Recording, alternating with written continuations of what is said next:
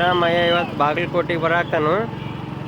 ಇಲ್ಲಿ ಬಸ್ನ್ಯಾಗ ಮಂದಿನ ಕರ್ಸ್ಕೊಂಡ್ ಬರಾಕ್ತಾನ ನೋಡ್ರಿ.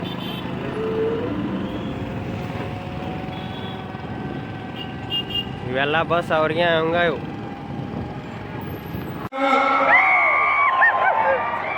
ಬಂಧುಗಳೇ, ರಾಜ್ಯದ ಗೌರವಾನ್ವಿತ ಮುಖ್ಯಮಂತ್ರಿಗಳಂತ ಸಿದ್ದರಾಮಯ್ಯ ಸಾಹೇಬ್ರೆ, ನನ್ನ ಸಹೋದ್ಯೋಗಿಗಳಂತ ಎಚ್ ಕೆ ಪಾಟೀಲ್ ಅವರೇ, ತಿಮ್ಮಾಪುರ್ ಅವರೇ, ಸತೀಶ್ ಜಾರಕಿಹೊಳಿ ಅವರೇ, ಶಣ್ಪ್ರಕಾಶ್ ಪಾಟೀಲ್ ಅವರೇ, ಶಿವಾನಂದ್ ಪಾಟೀಲ್ ಅವರೇ, ಜೆಡಿ ಬ್ಯಾಂಕ್ ಅಧ್ಯಕ್ಷರಂತ ನಮ್ಮ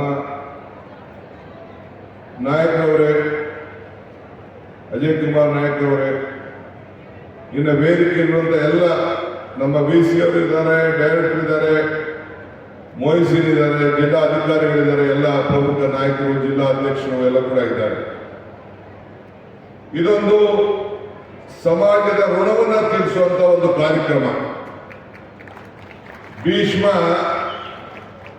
ಧರ್ಮರಾಯನ ಒಂದು ಮಾತು ಹೇಳ್ತಾನೆ, ಋಣೈ ಚತುರ್ಭಿ ಸಂಯುಕ್ತ ಜಾಯಂತೆ ಮಾನವ ಭುವಿ ಪಿತೃ ದೇವೇಶ್ವರದಲ್ಲಿ ತೇಬೇಶ್ಚ ಧರ್ಮತ ಅಂತ ಹೇಳ್ತಾನೆ. ಅಂದ್ರೆ ಮನುಷ್ಯ ಹುಟ್ಟುವಾಗ 4 ಋಣದೊಂದಿಗೆ ಹುಟ್ಟಬೇಕಂತೆ.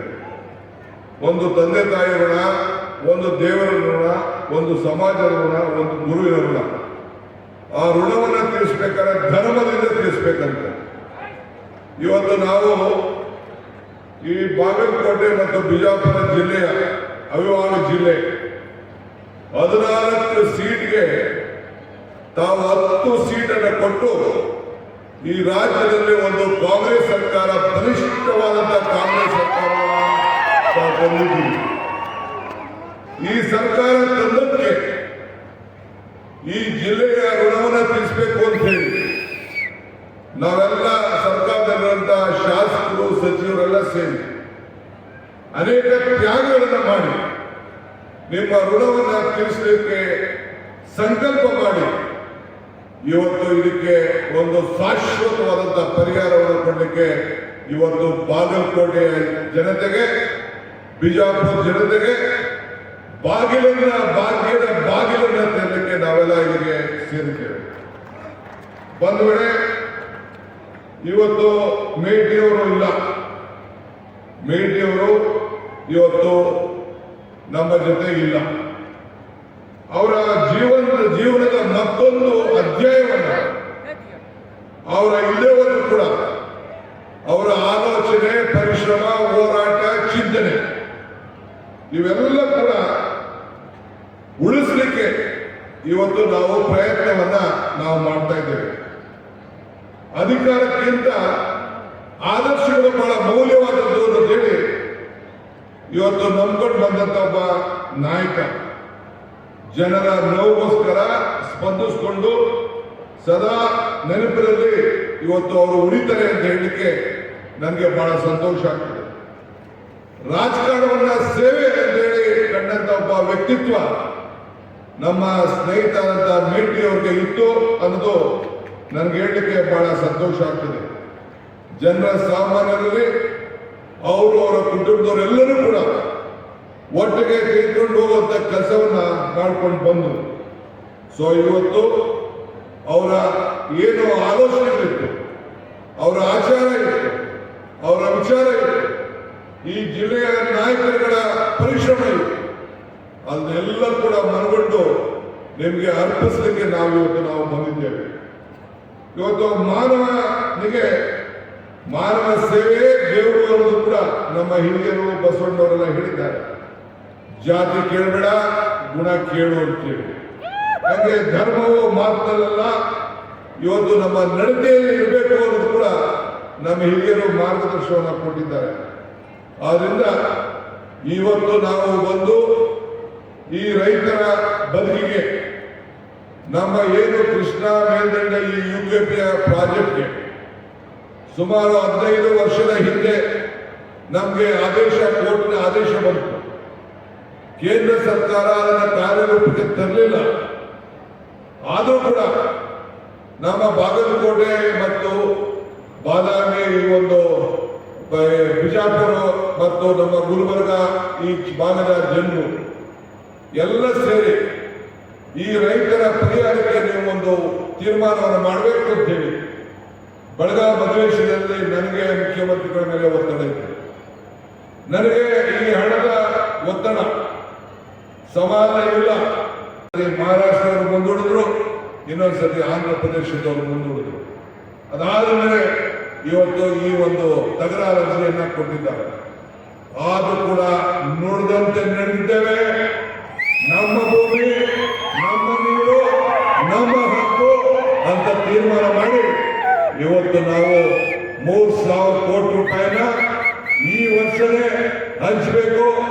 ಈ ವರ್ಷದಲ್ಲಿ ಸಾಧ್ಯವಾದ ಚಿಂತೆ ಇಲ್ಲ, ಇನ್ನೆಲ್ಲ ಹಣವನ್ನ ಹಂಚಬೇಕು ಅಂತೇಳಿ ನಮ್ಮ ಸರ್ಕಾರ, ಸಿದ್ದರಾಮಯ್ಯ ಸರ್ಕಾರ ಬಲಿಷ್ಠವಾದಂತಹ ತೀರ್ಮಾನವನ್ನು ಮಾಡಿ ಇವತ್ತು ಚೆಕ್ಕನ್ನು ಹಂಚಲಿಕ್ಕೆ ಇವತ್ತು ನಾವು ಬಂದಿದ್ದೇವೆ. ನನಗೂ ಸಮಾಧಾನ ಇದೆ. ಕಾವೇರಿ ವಿಚಾರದಲ್ಲಿ ನಮ್ಮ ಹೋರಾಟ ಜಯಿಸುತ್ತಿದೆ. ಮೇಕೆದಾಟು ಅಣೆಕಟ್ಟೆ ಯೋಜನೆಗೆ ಸುಪ್ರೀಂ ಕೋರ್ಟ್ ನ್ಯಾಯ ಒದಗಿಸಿಕೊಟ್ಟಿದೆ. ಕೆಲವು ರೈತರು ನಾನು ಹೇಳಿ, ನೀವು ಕೋರ್ಟ್ ಹೋಗ್ಬೇಡಿ,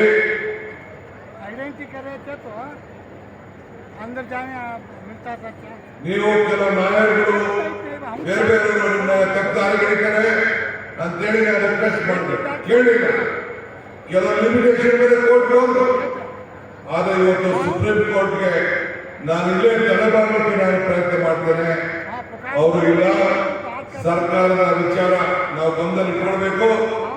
ಏನು ಒಂದು ಟೈಮ್ ಲಿಮಿಟೇಷನ್ ಇದೆ, ಇಂಥ ಯೋಜನೆ ಮಾಡಲಿಕ್ಕೆ ಸಾಧ್ಯ ಇಲ್ಲ ಅಂತೇಳಿ ಸುಪ್ರೀಂ ಕೋರ್ಟ್ ಇಂದ ವಾಪಸ್ ಇವತ್ತು ರಾಜ್ಯ ಸರ್ಕಾರಕ್ಕೆ ಕಳಿಸ್ಕೊಂಡಿದೆ. 29,000 ಜನ ಇವತ್ತು ವಿವಿಧ ಕೋರ್ಟ್ಗಳಲ್ಲಿ ಇವತ್ತು ಕೇಸನ್ನು ಹಾಕೊಂಡಿದ್ದಾರೆ.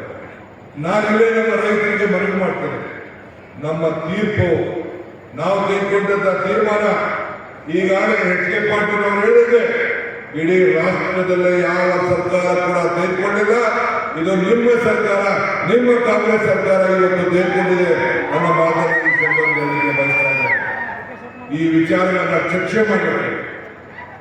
ಮುಖ್ಯಮಂತ್ರಿಗಳು ನನಗೆ, ಎಚ್.ಕೆ. ಪಾಟೀಲ್ ಅವರಿಗೆ ಮತ್ತು ಎಂ.ಬಿ. ಪಾಟೀಲ್ ಅವರಿಗೆ ಮತ್ತು ಸಂಗನವರಿಗೆ, ಬೋಸರಾಜ್ ಅವರಿಗೆ ನಾಳಿದ್ದು ಬೇಡಿಕೆ ಕಳಿಸ್ತಾ ಇದ್ದಾರೆ. ನಾವೆಲ್ಲ ಸಂಸತ್ ಸದಸ್ಯರ ಭೇಟಿ ಮಾಡ್ತಾ ಇದ್ದೇವೆ.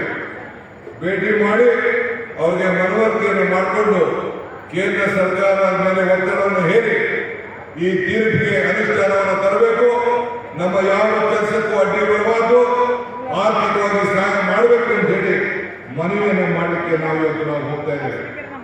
ಸಾಧ್ಯ ಇಲ್ಲದೆ ಸತ್ತರೆ ಸಾವಿಗೆ ಅವಮಾನ, ಆದರ್ಶದ ಇಲ್ಲದೆ ಬದುಕಿದರೆ ಬದುಕಿಗೆ ಅವಮಾನ.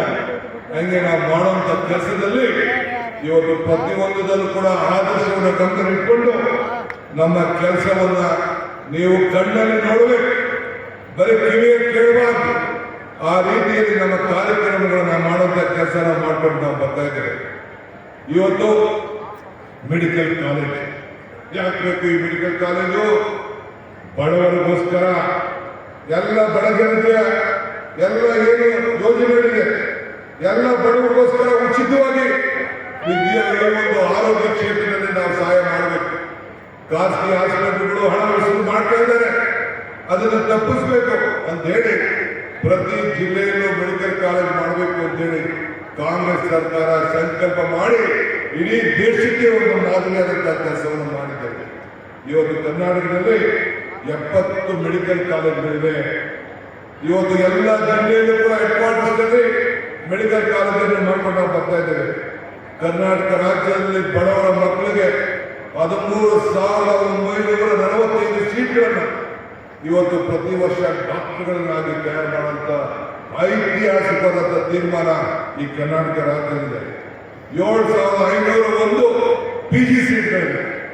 ನಾನು ಮುಖ್ಯಮಂತ್ರಿಗಳು ಶರಣಪ್ರಕಾಶ್ ಪಾಟೀಲ್ ಅವರು ಈ ವಿಚಾರವನ್ನ ಯಾವ ರೀತಿ ಮೆಡಿಕಲ್ ಕಾಲೇಜ್ಗೆ ಶಕ್ತಿ ತುಂಬಬೇಕು ಅಂತೇಳಿ ಈ ಕಾಲೇಜ್ ನಾವು ವಿಮಾನದಲ್ಲಿ ಚರ್ಚೆ ಮಾಡ್ಕೊಂಡು ನಾವು ಬಂದು 3,405 ಡೆಂಟಲ್ ಕಾಲೇಜ್ ಡೆಂಟಲ್ ಸೀಟ್ ಇದೆ, 933 PG ಸೀಟ್ಗಳಿವೆ. ನರ್ಸಿಂಗ್ ಅಂತೂ ಕೇಳಬೇಡಿ, ಇವತ್ತು 44,000 ನರ್ಸಿಂಗ್ ಸೀಟ್ಗಳು, 5,400 ಪೋಸ್ಟ್ ಗ್ರಾಜುಯೇಟ್ ನರ್ಸಿಂಗ್ಗಳು ಇವತ್ತು ತಯಾರಾಗ್ತಾ ಇದೆ. ಇದಲ್ಲದೆ ಬೇರೆ ಬೇರೆ ಪ್ಯಾರಾಮೆಡಿಕಲ್ನಲ್ಲಿ 1 ಲಕ್ಷಕ್ಕೂ ಹೆಚ್ಚು ಮಕ್ಕಳಿಗೆ ಉದ್ಯೋಗವನ್ನು ಒದಗಿಸಿ ನರ್ಸಿಂಗು, ಪೋಸ್ಟ್ ಗ್ರಾಜ್ಯುಯೇಷನ್ ಮತ್ತು ವಿವಿಧ ಪ್ಯಾರಾಮೆಡಿಕಲ್ ನಾವು ತಯಾರು ಮಾಡ್ತಾ ಇದ್ದೇವೆ.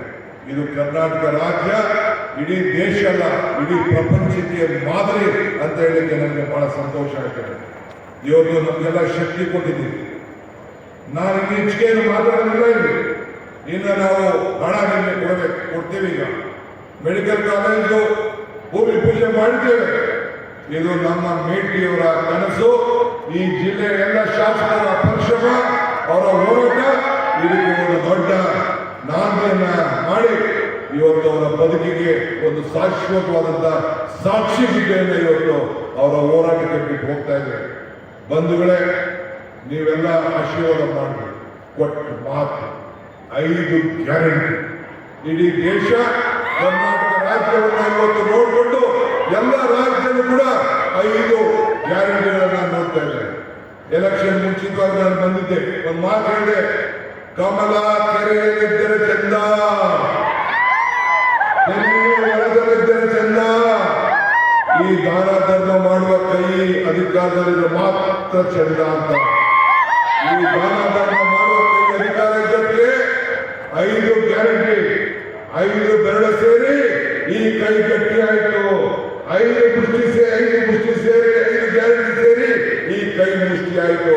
ಹಂಗೆ ಇವತ್ತು ಈ ಕೈ ನಿಮ್ಮ ಋಣವನ್ನ ಕೊಟ್ಟು ನಿಮ್ಮ ಬದುಕನ್ನ ಬದಲಾವಣೆ ಮಾಡಿ ಪ್ರತಿಯೊಂದು ಕುಟುಂಬಕ್ಕೂ ಕೂಡ ಕನಿಷ್ಠ 5,000 ರೂಪಾಯಿ ಪ್ರತಿ ತಿಂಗಳಿಗೆ ವಿದ್ಯುತ್ ಶಕ್ತಿಯಲ್ಲಿ, ಅನ್ನಭಾಗ್ಯದಲ್ಲಿ, ಗೃಹಲಕ್ಷ್ಮಿಯಲ್ಲಿ, ಯುವ ನಿಧಿಯಲ್ಲಿ ಮತ್ತು ಶಕ್ತಿ ಯೋಜನೆ ಅಡಿಯಲ್ಲಿ ಇವತ್ತು ಸಹಾಯ ಮಾಡ್ತಾ ಇದ್ದಾರೆ. ಇವತ್ತು ಮೇಡಿಯವರ ಸ್ಥಾನಕ್ಕೆ ಎಲೆಕ್ಷನ್ ಬರ್ತಾ ಇದೆ. ಅವರು ಎಷ್ಟು ಹಂತದಿಂದ ಗೆದ್ರು ಅದಕ್ಕಿಂತ ಹೆಚ್ಚು ಮತವನ್ನು ಕೊಟ್ಟು ನಾವು ಅವ್ರ ಅವಕಾಶವನ್ನು ಮಾಡಿಕೊಡ್ತೇವೆ. ಅವ್ರಿಗೆ ಸಹಾಯವನ್ನು ಮಾಡಬೇಕು. ನಮ್ಮ ಜಿಲ್ಲಾ ನಾಯಕರುಗಳು, ರಾಜ್ಯದ ನಾಯಕರು ಎಲ್ಲ ಕೂಡ ಬಂದು ನಿಮ್ಮ ಸೇವೆಯನ್ನು ಮಾಡಲಿಕ್ಕೆ ನಾವು ಬದ್ಧರಾಗಿದ್ದೇವೆ. ನಾವೆಲ್ಲ ಕೂಡ ಬಾಗಲಕೋಟೆ ಮಹಾಜನತೆ ಜೊತೆ ಇದ್ದೇವೆ ಅಂತ ಹೇಳಲಿಕ್ಕೆ ಇಡೀ ಸರ್ಕಾರ ಇವತ್ತು ನಿಮ್ಮ ಮುಂದೆ ಬಂದಿದೆ. ನಮ್ಮ ನಮ್ಮ ನಮ್ಮ Satish Jarkiholi, PWD minister MB Patil ಅವರು, ಶಿವಾನಂದ ಪಾಟೀಲ್ ಅವರು, ತಿಮ್ಮಾಪುರ್ ಅವರು ಮತ್ತು HK ಪಾಟೀಲ್ ಅವರು ನಾವೇನು ಭಾಷಣ ಮಾಡಲಿಕ್ಕೆ ಬರಲಿಲ್ಲ, ನಿಮ್ಮ ಜೊತೆ ಇದ್ದೇವೆ ಅಂತ ಹೇಳಲಿಕ್ಕೋಸ್ಕರ ನಾವು ಇಲ್ಲಿ ಬಂದಿದ್ದೇವೆ. ನೀವೆಲ್ಲ ಸಹಾಯ ಮಾಡಬೇಕು, ಆಶೀರ್ವಾದ ಮಾಡಬೇಕು. ಈ ಸರ್ಕಾರಕ್ಕೆ ಇನ್ನ ಶಕ್ತಿಯನ್ನು ತುಂಬಬೇಕು. ಬೈ ಎಲೆಕ್ಷನ್ ನಡೀತು, 3 ಸೀಟ್. ಬೊಮ್ಮಾಯಿಯವರು ಮುಖ್ಯಮಂತ್ರಿ ಆಗಿದ್ರು, HK ಕುಮಾರಸ್ವಾಮಿ ಮುಖ್ಯಮಂತ್ರಿ ಆಗಿದ್ರು. ಅವರಿಬ್ರು ಸುಪುತ್ರರನ್ನ ನಿಲ್ಲಿಸಿದ್ರು. ಜನ ಏನ್ ತೀರ್ಮಾನ ಮಾಡಿದ್ರು? ಈ ಕೈ ಸರ್ಕಾರ, ಈ ಗ್ಯಾರಂಟಿ ಸರ್ಕಾರ ಆಶೀರ್ವಾದ ಮಾಡಿದೆ, ನೀವು ಮನೆಯಲ್ಲಿರಿ, ನಾವು ಕೈ ಸರ್ಕಾರಕ್ಕೆ ಆಶೀರ್ವಾದ ಮಾಡ್ತೀವಿ ಅಂತೇಳಿ 3 ಸೀಟನ್ನು ಮತ್ತೆ ಗೆಲ್ಲಿಸಿ ಆಶೀರ್ವಾದ ಮಾಡಿ ಕಳಿಸ್ಕೊಟ್ಟಿದ್ದಾರೆ. ಅದೇ ರೀತಿ ಇದು ನಮ್ಮ ಸೀಟ್, ನೀವೇ ಆಶೀರ್ವಾದ ಮಾಡಬೇಕು. ಬಡವರಿಗೋಸ್ಕರ ಮಾಡ್ತಾರಂತ ಕಾರ್ಯಕ್ರಮವನ್ನು ಗಮನದಲ್ಲಿಟ್ಕೊಂಡು ತಮ್ಮ ಸೇವೆ ಇರಲಿ ಅನ್ನೋ ಮಾತನ್ನು ಹೇಳಿ ನನ್ನ ಮಾತನ್ನು ಮುಗಿಸ್ತೇನೆ. ಜೈ ಹಿಂದ್, ಜೈ ಕರ್ನಾಟಕ ಮಾತೆ. ಎಲ್ಲರಿಗೂ ನಮಸ್ಕಾರ. ಹಾಗಾದಲ್ಲ, ಬೋಲೋ ಭಾರತ್ ಮಾತಾ ಕಿ. ಮೇಟಿಯವರೇ ನಮಸ್ಕಾರ. ದಾನ ಧರ್ಮ ಮಾಡುವಂತಹ ಕೈ ಅಧಿಕಾರದಲ್ಲಿ ದೇಶದ ಚಿತ್ರವನ್ನು ಅತ್ಯಂತ ಸಮರ್ಥವಾಗಿ ಜನರಿಗಾಗಿ ಮುಡಿಪಿಟ್ಟಂತಹ ಮಹಾನಾಯಕರು, ಲೆಕ್ಕದಲ್ಲಿ ಪಕ್ಕ ನಮ್ಮ ಪ್ರೀತಿಯ ಸಾಮಾನ್ಯ ಮುಖ್ಯಮಂತ್ರಿಗಳಾದ ಶ್ರೀ ಸಿದ್ದರಾಮಯ್ಯ ನುಡಿಯನ್ನು ಆಲಿಸಿ ಭಾರತೀಯ ಚಿತ್ರಗಳಿಗೆ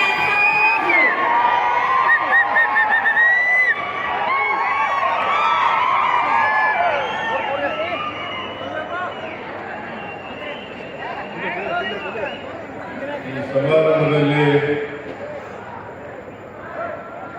ಭಾಗವಹಿಸಿರ್ತಕ್ಕಂಥ ಇದಕ್ಕೆ ಕಾರಣಕರ್ತರು ಮೇಟಿಯವರು ಅಂತಕ್ಕಂಥ ಮಾತುಗಳನ್ನ ಈ ಸಂದರ್ಭದಲ್ಲಿ ಹೇಳಲಿಕ್ಕೆ ಬಯಸ್ತಾ ಇದ್ದೇನೆ. ನನಗೆ 2014-15 ಇಂಡಿಯಾ ಮುಖ್ಯಮಂತ್ರಿ ಆಗಿದ್ದ ಸಂದರ್ಭದಲ್ಲಿ HY ಮೇಟಿಯವರು ಬಾಗಲಕೋಟೆ ಜಿಲ್ಲೆಗೆ ಒಂದು ಮೆಡಿಕಲ್ ಕಾಲೇಜ್ ಆಗಲೇಬೇಕು ಅಂತೇಳಿ ಹಠ ಮಾಡಿ ಆಗ ಘೋಷಣೆಯನ್ನು ಮಾಡಿಸಿದ್ರು. ಕಾರಣಾಂತರದಿಂದ ಇಂದಿನ ಅವಧಿಯಲ್ಲಿ ನಾನು ಮೆಡಿಕಲ್ ಕಾಲೇಜನ್ನು ಮಾಡೋಕ್ಕಾಗಲಿಲ್ಲ. ಮತ್ತೆ ಅವರು ಬಂದ ಮೇಲೆ ಈ ಸಾರಿ ಬಾಗಲಕೋಟೆಗೆ ಮೆಡಿಕಲ್ ಕಾಲೇಜ್ ಆಗಲೇಬೇಕು ಅಂತೇಳಿ ಅನೇಕ ಸಾರಿ ನನಗೆ ಒತ್ತಾಯವನ್ನು ಮಾಡಿದರು. ನಾನು ಅವರ ಒತ್ತಾಯಕ್ಕೆ ಮಣಿದು 2026ರಲ್ಲಿ ಬಜೆಟ್ ಅನ್ನು ಮಂಡಿಸಿದ ಸಂದರ್ಭದಲ್ಲಿ ಮತ್ತೆ ಘೋಷಣೆಯನ್ನ ಮಾಡಿದೆ. 2025ರಲ್ಲಿ ಘೋಷಣೆಯನ್ನು ಮಾಡಿದೆ. ಅದು ಟೆಂಡರ್ ಕರೆದು ಪ್ರಾಸೆಸ್ ಎಲ್ಲ ಮುಗಿದು ಈಗ ಏಜೆನ್ಸಿ ಫಿಕ್ಸ್ ಆಗ್ತಕ್ಕಂಥ ಸಂದರ್ಭ ಬಂದಿದ್ದರಿಂದ ಅವರು ಇವತ್ತು ಟೆಂಡರ್ ಕೂಡ ಕರೆದಿದ್ದೀವಿ, ಏಜೆನ್ಸಿ ಕೂಡ ಫಿಕ್ಸ್ ಆಗಿದೆ,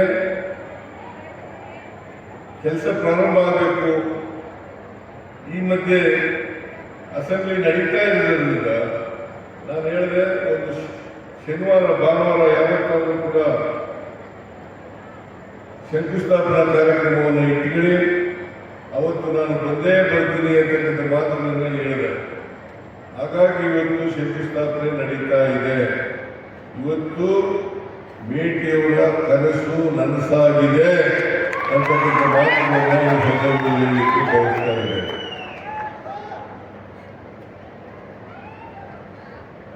ಈ ಮೆಡಿಕಲ್ ಕಾಲೇಜು ಎಚ್.ವೈ. ಮೇಟಿಯವರ ಕನಸಿನ ಕೂಸು ಅಂತಕ್ಕಂಥದನ್ನ ತಾವೆಲ್ಲರೂ ಕೂಡ ಅರ್ಥ ಮಾಡ್ಕೊಂಡಿದ್ದೀರಿ ಅಂತಕ್ಕಂಥ ಮಾತುಗಳನ್ನು ಈ ಸಂದರ್ಭದಲ್ಲಿ ಹೇಳಲಿಕ್ಕೆ ಬಯಸ್ತಾ ಇದ್ದೇನೆ. ನನಗೆ ಪ್ರಶ್ನೆ ಕೇಳಿದ್ರು,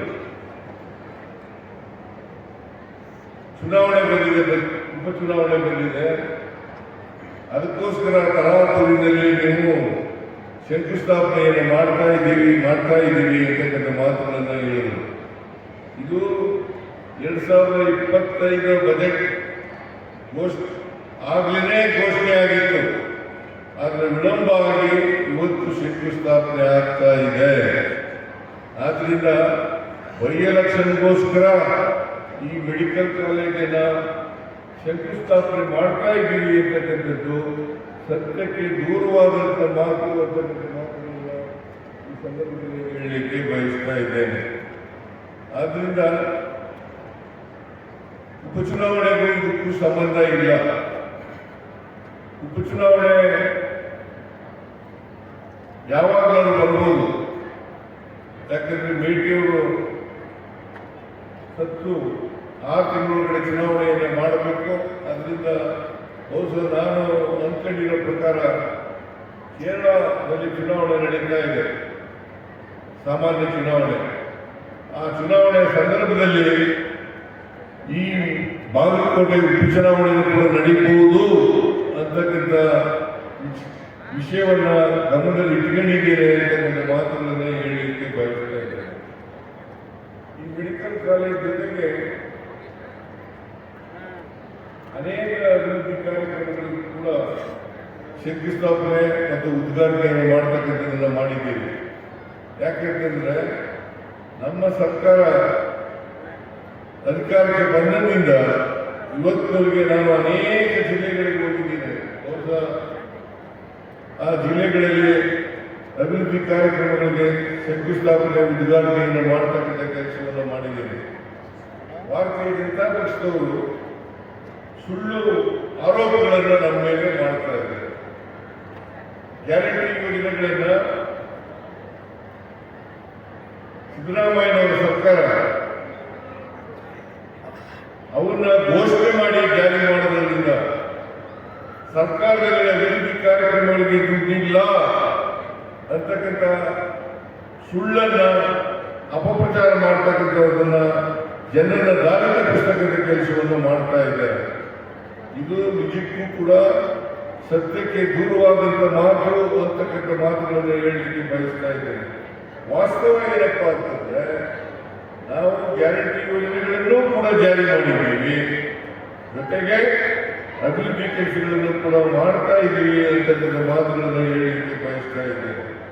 ನಾವು 5 ಗ್ಯಾರಂಟಿ ಯೋಜನೆಗಳನ್ನು ಘೋಷಣೆ ಮಾಡಿದ್ದೇವೆ.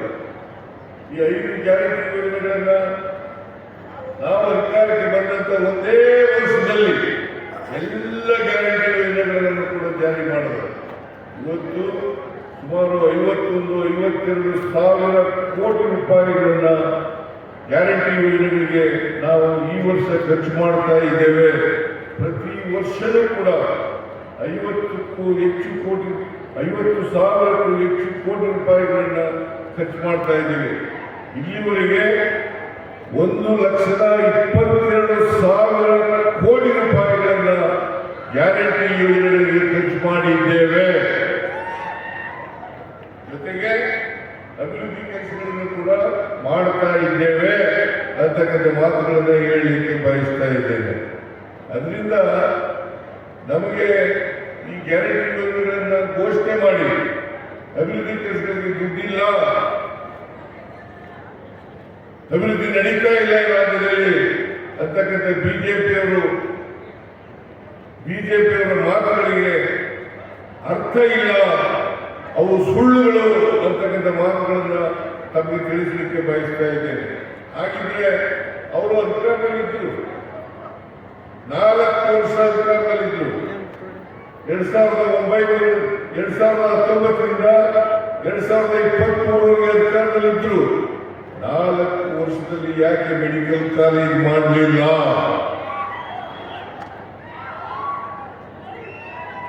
ಯಾಕೆ ಮೆಡಿಕಲ್ ಕಾಲೇಜ್ ಮಾಡಲಿಲ್ಲ?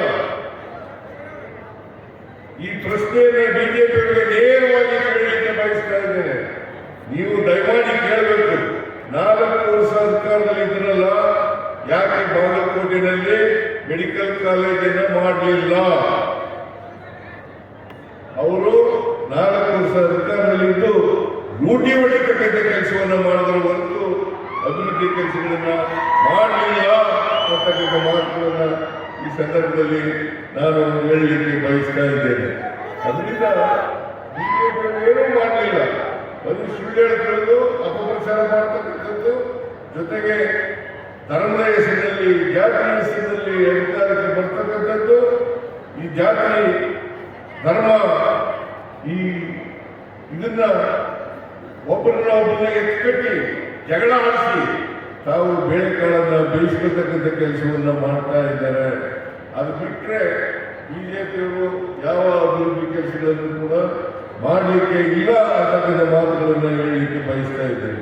ಅದರಿಂದ ಈಗ ಭದ್ರ ಯಾವಾಗ ತೀರ್ಮಾನ ಆದಂತೂ 13 ವರ್ಷಗಳ ಹಿಂದೆ ಯಾಕೆ ಅವರು ಪರಿಹಾರ ಕೊಡಲಿಲ್ಲ? 2 ಹಂತದಲ್ಲಿ ಮಾಡ್ತೀವಿ ಅಂತಂದ್ರು.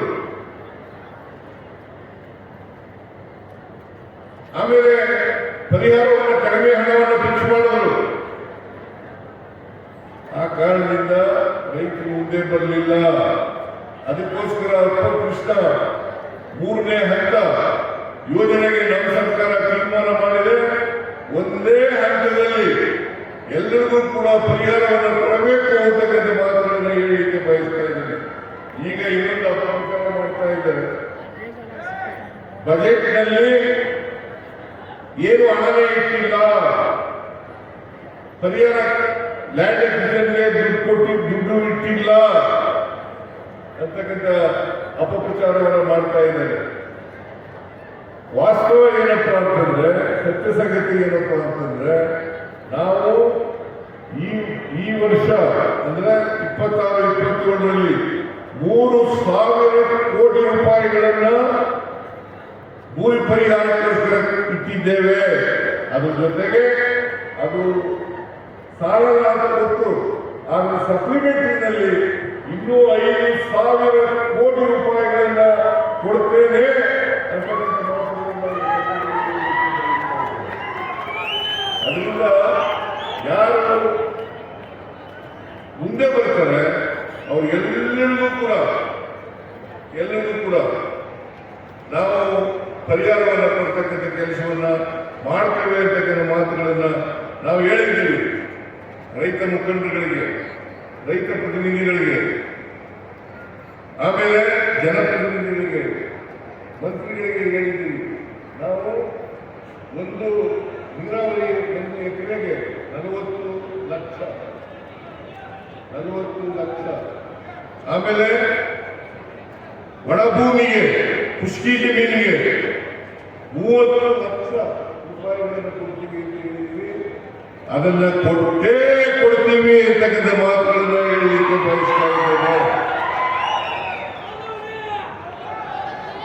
ಅದನ್ನ ಕೊಟ್ಟೇ ಕೊಡ್ತೀವಿ ಅಂತಕ್ಕಂಥದ್ದು. ಇವತ್ತು 8 ಗ್ರಾಮಗಳು ಸುಮಾರು 951 ಎಕರೆ, 8 ಗ್ರಾಮಗಳು 951 ಎಕರೆಗೆ ಪರಿಹಾರವನ್ನ 446 ಕೋಟಿ ರೂಪಾಯಿಗಳ ಪರಿಹಾರವನ್ನ ಕೊಡ್ತಾ ಇದ್ದೇವೆ ಅಂತಕ್ಕಂಥ ಮಾತುಗಳನ್ನು ಈ ಸಂದರ್ಭದಲ್ಲಿ ಹೇಳಲಿಕ್ಕೆ ಬಯಸ್ತಾ ಇದ್ದೇನೆ. ಕಾಂಗ್ರೆಸ್ ಸರ್ಕಾರ ಯಾವತ್ತೂ ನುಡಿದಂತೆ ನಡೆದಂತ ಸರ್ಕಾರ, ಯಾವತ್ತೂ ಕೂಡ ಜನಗಳಿಗೆ ಸುದ್ದಿ ಕೆಲಸವನ್ನು ಮಾಡಲ್ಲ. ನಾವು ಏನ್ ಹೇಳಿದ್ದೀವಿ ಜನಗಳಿಗೆ, ಏನ್ ಭರವಸೆಗಳನ್ನ ಕೊಟ್ಟಿದ್ದೀವಿ, ಆ ಭರವಸೆಗಳನ್ನ ಈಡೇರಿಸತಕ್ಕಂಥ ಕೆಲಸವನ್ನ ಮಾಡೇ ಮಾಡ್ತೀವಿ ಅಂತಕ್ಕಂಥ ಮಾತುಗಳನ್ನು ಕೂಡ ಈ ಸಂದರ್ಭದಲ್ಲಿ ಹೇಳಲಿಕ್ಕೆ ಬಯಸ್ತಾ ಇದ್ದೇನೆ.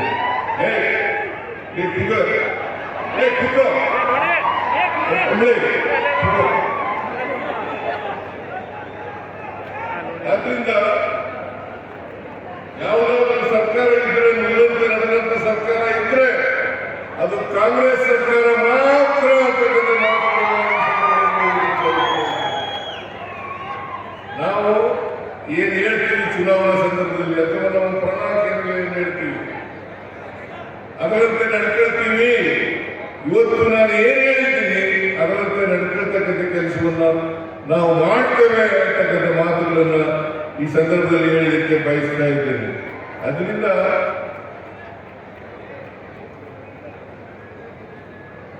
ಈಗ ಕೇಂದ್ರದಲ್ಲಿ ಬಿಜೆಪಿ ಸರ್ಕಾರ ಇದೆ, NDA ಸರ್ಕಾರ. ಅವ್ರು ಯಾಕೆ 3 ವರ್ಷ ಆಯ್ತು.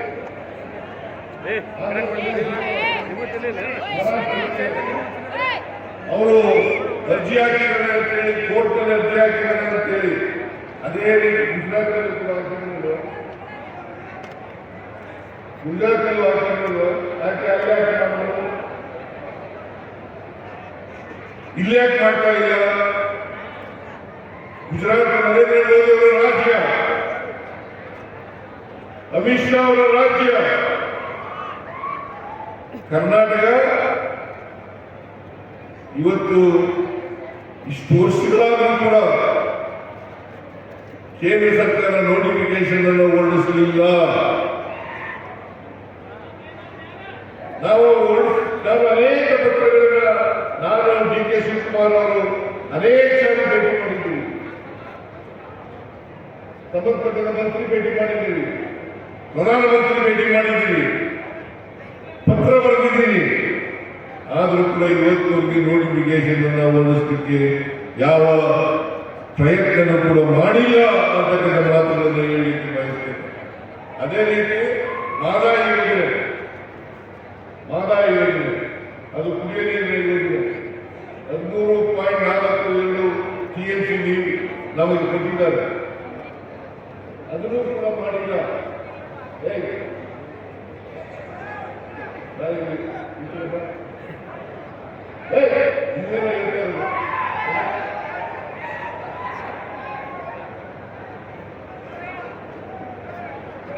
ಇವತ್ತವರಿಗೆ ಮಾಡಿಲ್ಲ. ಮಹದಾಯಿಗೆ ಅರಣ್ಯ ಎನ್ವೈರನ್ಮೆಂಟಲ್ ಕ್ಲಿಯರೆನ್ಸ್ ಆಗಬೇಕು, ಯಾಕೆ ಮಾಡಿಲ್ಲ? ಅದರಲ್ಲಿ ಕೋರ್ಟ್ನಲ್ಲಿ ಕೇಸ್ ಇಲ್ಲ, ಎಲ್ಲ ಕ್ಲಿಯರ್ ಆಗಿದೆ. ಇವತ್ತವರಿಗೆ ಮಾಡಿಲ್ಲ, ಮಹದಾಯಿಗೆ ಕೂಡ ಮಾಡಿಲ್ಲ. ನಾವು ಉತ್ತರ ಕರ್ನಾಟಕದ ಜನರಿಗೆ ನ್ಯಾಯ ಕೊಡ್ತಕ್ಕಂಥ ಪ್ರಯತ್ನವನ್ನು ಮಾಡ್ತಾ ಇದ್ದೇವೆ. ಇವತ್ತು ರೀಜನಲ್ ಇಂಬ್ಯಾಲೆನ್ಸ್ ಆಗಿದೆ, ಅನೇಕ ಸಾರಿ ವಿಧಾನಸಭೆಯಲ್ಲಿ ವಿಧಾನ ಪರಿಷತ್ನಲ್ಲಿ ಚರ್ಚೆಯಾಗಿದೆ. ಆದರೆ ಬಿಜೆಪಿ ಅಧಿಕಾರದಲ್ಲಿದ್ದಾಗ ರೀಜನಲ್ ಇಂಬ್ಯಾಲೆನ್ಸ್ ಮಾಡಲಿಕ್ಕೆ ಯಾವ ಪ್ರಯತ್ನ ಕೂಡ ಮಾಡಲಿಲ್ಲ.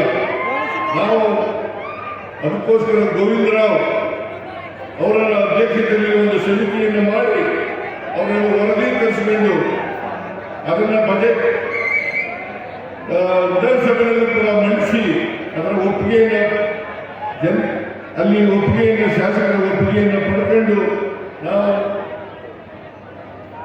ಅದನ್ನು ಜಾರಿ ಮಾಡತಕ್ಕಂಥ ಕೆಲಸವನ್ನು ಮಾಡ್ತೇವೆ ಅಂತಕ್ಕಂಥದ್ದು. ಈ ರೀಜನಲ್ ಇಂಬ್ಯಾಲೆನ್ಸ್ ಇದೆಯಲ್ಲ, ಇದನ್ನು ಸರಿಪಡಿಸ್ತಕ್ಕಂಥ ಕೆಲಸವನ್ನು ಮಾಡ್ತೇವೆ. ಇದಕ್ಕೆ ಕಾಂಗ್ರೆಸ್ ಸರ್ಕಾರದ ಬದ್ಧತೆ ಇದೆ ಅಂತಕ್ಕಂಥ ಮಾತುಗಳನ್ನು ಈ ಸಂದರ್ಭದಲ್ಲಿ ಹೇಳಲಿಕ್ಕೆ ಬಯಸ್ತಾ ಇದ್ದೇನೆ. ಅದರಿಂದ ಕಾಂಗ್ರೆಸ್ ಸರ್ಕಾರ ನೀವೆಲ್ಲ ಏನು ಆಶೀರ್ವಾದ ಮಾಡಿ ಅಧಿಕಾರಕ್ಕೆ ಬಂದಿದ್ದೀರಿ, ನಾವು ಅಧಿಕಾರಕ್ಕೆ ಬಂದ ಮೇಲೆ ನಾವು ಎಲ್ಲ ಜನಗಳಿಗೆ ಏನು ಹೇಳಿದ್ದೋ, ಕರ್ನಾಟಕದ ನಮ್ಮ ಪ್ರಣಾಳಿಕೆ ಮೂಲಕ ಜನರ ಮುಂದೆ ಏನಿತ್ತು ಅವೆಲ್ಲ ವಿಚಾರಗಳನ್ನು ಕೂಡ ನಾವು ಜಾರಿಗೆ ಕೊಡ್ತಾ ಇದ್ದೀವಿ, ಮುಂದೇನು ಕೂಡ ಕೊಡ್ತೇವೆ ಅಂತಕ್ಕಂಥ ಮಾತುಗಳನ್ನು ಈ ಸಂದರ್ಭದಲ್ಲಿ ಹೇಳಲಿಕ್ಕೆ ಬಯಸ್ತಾ ಇದ್ದೇವೆ. ಅದರಿಂದ ಕಾಂಗ್ರೆಸ್ ಸರ್ಕಾರ ನಿಮ್ಮ ಸರ್ಕಾರ ನುಡಿದಂತೆ ನಡೀತಕ್ಕಂಥ ಸರ್ಕಾರ, ಯಾವತ್ತೂ ಕೂಡ ನಾವು ಮುಂದೆ ಬೀಳಲ್ಲ. ನಾನು ಹೇಳಿದ್ದೆ 2000 ಹಿಂದೆ ಮುಖ್ಯಮಂತ್ರಿ ಆಗಿರುವಾಗ ಪ್ರತಿ ಜಿಲ್ಲೆಯಲ್ಲಿ ಒಂದು ಮೆಡಿಕಲ್ ಕಾಲೇಜನ್ನು ಮಾಡ್ತೇವೆ, ಮಾಡ್ತೇವೆ, ಮತ್ತೆ ಟ್ರಾಮಾ ಸೆಂಟರ್ಗಳನ್ನು ಮಾಡ್ತೇವೆ ಅಂತಕ್ಕಂಥ ಮಾತುಗಳನ್ನು ಹೇಳಿದ್ದು. ಈಗಾಗಲೇ ಸುಮಾರು 24-25 ಜಿಲ್ಲೆಗಳಲ್ಲಿ ಮೆಡಿಕಲ್ ಕಾಲೇಜುಗಳನ್ನು ಮಾಡಿದ್ದೇವೆ.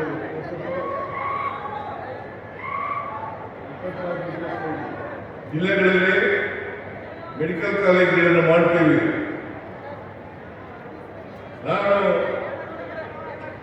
ನಾನು ಏನು ಮಾತು ಕೊಟ್ಟಿದ್ದೀನಿ, ಈಗ ಹಾವೇರಿಯಲ್ಲಿ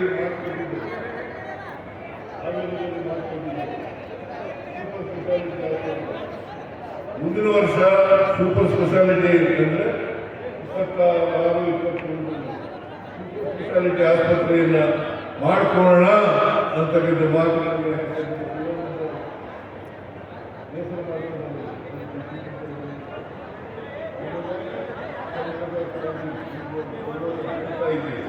ಸೂಪರ್ ಸ್ಪೆಷಾಲಿಟಿ ಆಸ್ಪತ್ರೆ ಮಾಡಲಿಲ್ಲ ನೀವು ಅಂತಕ್ಕಂಥ ಮಾತುಗಳನ್ನು ಬಜೆಟ್ನಲ್ಲಿ ಘೋಷಣೆ ಮಾಡಲಿಲ್ಲ ನಿಜ, ಆದರೆ ಸಪ್ಲಿಮೆಂಟರಿನಲ್ಲಿ ಮಾಡಬೇಕು, ಸಪ್ಲಿಮೆಂಟರಿ ಎಸ್ಟಿಮೇಟ್ಸ್ನಲ್ಲಿ ಮಾಡಬಾರ್ದು ಅಂತಕ್ಕಂಥದ್ದು ಏನಿಲ್ಲ, ಅದನ್ನು ಕೂಡ ಮಾಡ್ತೇವೆ ಅಂತಕ್ಕಂಥ ಮಾತುಗಳನ್ನು ಈ ಸಂದರ್ಭದಲ್ಲಿ ಹೇಳಲಿಕ್ಕೆ ಬಯಸ್ತೇನೆ. ಯಾಕೆ ಪ್ರತಿ ಜಿಲ್ಲೆಯಲ್ಲಿ ಒಂದು ಮೆಡಿಕಲ್ ಕಾಲೇಜು ಆಸ್ಪತ್ರೆ ಇರಬೇಕು ಅಂತಂದ್ರೆ ಎಲ್ರಿಗೂ ಗುಣಮಟ್ಟದ ಆರೋಗ್ಯ ಸಿಗಬೇಕು. ಜೊತೆಗೆ ಮೆಡಿಕಲ್ ಕಾಲೇಜುಗಳಲ್ಲಿ ಗ್ರಾಮೀಣ ಪ್ರದೇಶದಿಂದ ಬಂದಂತ ಬಡವರು, ದಲಿತರು, ಹಿಂದುಳಿದವರು, ಅಲ್ಪಸಂಖ್ಯಾತರು, ರೈತರ ಮಕ್ಕಳು, ಅವರಿಗೆ ಅಲ್ಪಸಂಖ್ಯಾತರು, ಇವರಿಗೆ ಸೀಟ್ಗಳು ಹೆಚ್ಚಾಗಿ ದೊರಕಲಿಂದ ಇವರೆಲ್ಲರೂ ಕೂಡ ಡಾಕ್ಟರ್ಗಳಾಗಲಿಕ್ಕೆ ಸಾಧ್ಯ ಆಗ್ತದೆ ಅಂತಕ್ಕಂಥ ಮಾತುಗಳನ್ನು ಈ ಸಂದರ್ಭದಲ್ಲಿ ಹೇಳಲಿಕ್ಕೆ ಬಯಸ್ತಾ ಇದ್ದಾರೆ. ಯಾಕಂತಂದ್ರೆ ಬರೀ ಶ್ರೀಮಂತರ ಮಕ್ಕಳು ಡಾಕ್ಟರ್ಗಳಾದ ಪ್ರಯೋಜನ ಇಲ್ಲ. ಗ್ರಾಮೀಣ ಪ್ರದೇಶದಿಂದ ಬಂದಂತ ಮಕ್ಕಳು ಕೂಡ ಡಾಕ್ಟರ್ಗಳಾಗಬೇಕು, ಆಗ ಮಾತ್ರ ಆರೋಗ್ಯ ಸೇವೆ ಉತ್ತಮ ಗುಣಮಟ್ಟದಲ್ಲಿ ಸಿಗಲಿಕ್ಕೆ ಸಾಧ್ಯ ಆಗ್ತದೆ ಅಂತಕ್ಕಂಥ ಕಾರಣಕ್ಕೋಸ್ಕರವಾಗಿ ನಾವು ಎಲ್ಲ ಜಿಲ್ಲೆಗಳಲ್ಲೂ ಕೂಡ ಮೆಡಿಕಲ್ ಕಾಲೇಜುಗಳನ್ನು ಮಾಡ್ತೇವೆ. ಈ ವರ್ಷ ಬಾಗಲಕೋಟೆಯಲ್ಲಿ ಮತ್ತೆ ಕೋಲಾರದಲ್ಲಿ ಮಾಡ್ತಾ ಇದ್ದೀವಿ. ಆಮೇಲೆ ಮಂಗಳೂರಿನಲ್ಲೂ ಕೂಡ ಮೆಡಿಕಲ್ ಕಾಲೇಜನ್ನು ಮಾಡ್ತೇವೆ ಅಂತಕ್ಕಂಥ ಮಾತುಗಳನ್ನು ಈ ಸಂದರ್ಭದಲ್ಲಿ ಹೇಳಿ ನಾನು ಹೆಚ್ಚು ಮಾತಾಡಲಿಕ್ಕೆ ಹೋಗಲ್ಲ, ಸಮಯ ಆಗಿದೆ. ಆದ್ದರಿಂದ ನಿಮ್ಮೆಲ್ಲರಿಗೂ ನಮಸ್ಕಾರ ಶ್ರೀ ನನ್ನ ಮಾತುಗಳನ್ನು ಮುಗಿಸ್ತೇನೆ. ಜೈ ಹಿಂದ್.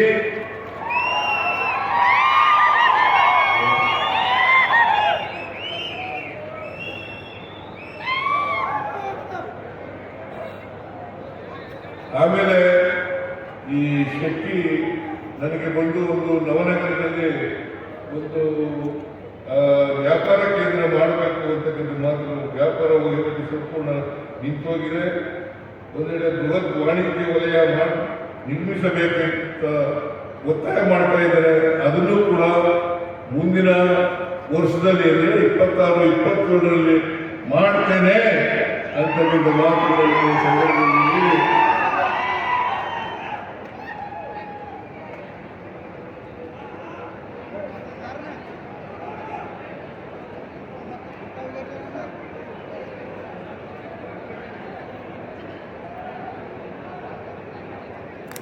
ನಾವು ನಮ್ಮ ಮೇಲೆ ವಿಶ್ವಾಸ ಇಡಿ, ನಾವು ನುಡಿದಂತೆ ನಡೀತೀವಿ. ನಾನು ಏನು ಮಾತು ಕೊಟ್ಟಿದ್ದೀನಿ ಆ ಮಾತುಗಳನ್ನು ಉಳಿಸ್ತಕ್ಕಂಥ ಕೆಲಸವನ್ನ ಮಾಡ್ತೇವೆ ಅಂತಕ್ಕಂಥ ಮಾತುಗಳನ್ನ ಹೇಳಿ ನಿಮಗೆಲ್ಲ ನಮಸ್ಕಾರ ಮಾಡಿ ನನ್ನ ಮಾತುಗಳನ್ನು ಮುಗಿಸ್ತೇನೆ. ಜೈ ಹಿಂದ್, ಜೈ ಕರ್ನಾಟಕ, ಜೈ ಸಂವಿಧಾನ, ಜೈ ಸಂವಿಧಾನ.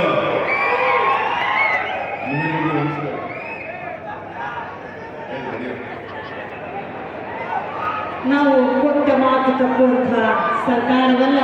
ಯೋಜನೆ ಹಂತ 3ರ ಮುಳುಗಡೆಯಾಗಿರುವ ಜಮೀನುಗಳ ಒಪ್ಪಂದದ ದರದಂತೆ ಪರಿಹಾರದ ಚೆಕ್ಕನ್ನು ವಿತರಿಸ್ತಾ ಇದ್ದಾರೆ ಸನ್ಮಾನ್ಯ ಮುಖ್ಯಮಂತ್ರಿಗಳಾದ ಶ್ರೀ ಸಿದ್ದರಾಮಯ್ಯನವರು, ಸನ್ಮಾನ್ಯ ಮುಖ್ಯಮಂತ್ರಿಗಳಾದ ಶ್ರೀ ಡಿ ಕೆ ಶಿವಕುಮಾರ್ ಅವರೊಂದಿಗೆ ಪರಿಕರಗಳ ವಿತರಣೆಯಾಗಿದೆ.